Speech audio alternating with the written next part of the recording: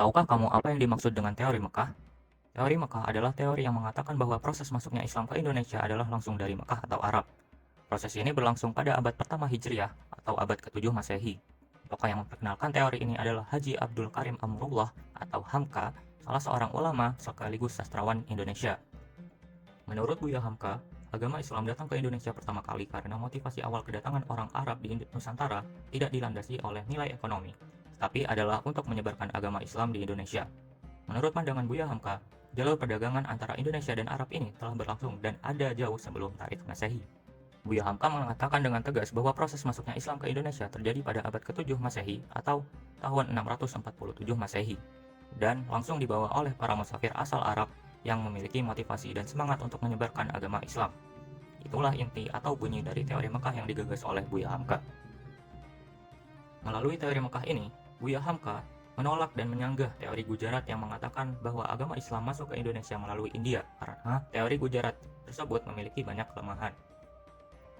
Buya Hamka juga terang-terangan menaruh curiga dan prasangka pada para penulis orientalis barat yang cenderung memojokkan Islam di Indonesia.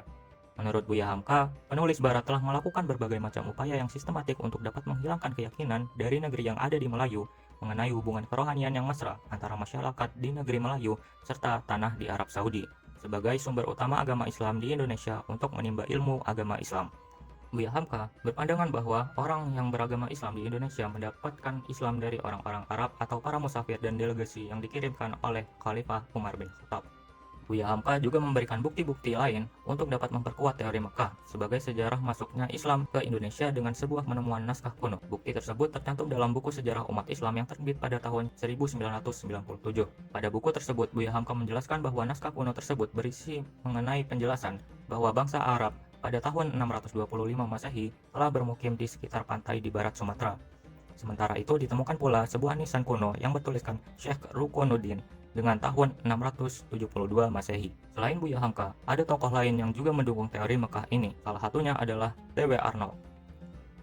T.W. Arnold merupakan salah satu tokoh yang mendukung teori Mekah.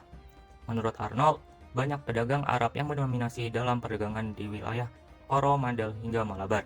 Peristiwa dominasi perdagangan Arab tersebut terjadi pada sekitar abad ke-7 hingga 8 Masehi, di mana para pedagang Arab yang mendominasi wilayah Coromandel hingga Malabar pun akhirnya berpindah ke Indonesia dan turut menyebarkan agama Islam di Indonesia. Selain kedua tokoh tersebut, terdapat pula sebuah tim arkeolog yang didirikan pada tahun 1898 sebagai misi arkeologi di Indochina, yaitu EFEO, yang juga mendukung teori Mekah tersebut.